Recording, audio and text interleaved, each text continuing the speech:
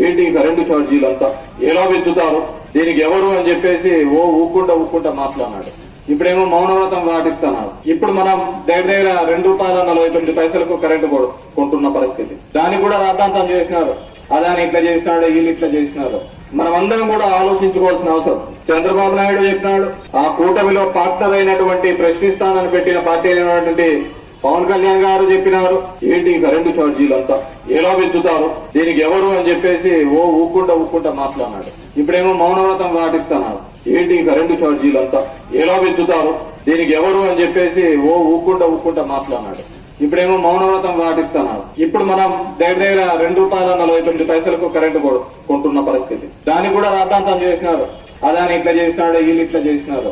మనమందరం కూడా ఆలోచించుకోవాల్సిన అవసరం. చంద్రబాబు నాయుడు చెప్పినాడు, ఆ కూటమిలో పార్ట్నర్ అయినటువంటి ప్రశ్నిస్తానని పెట్టిన పార్టీ అయినటువంటి పవన్ కళ్యాణ్ గారు చెప్పినారు.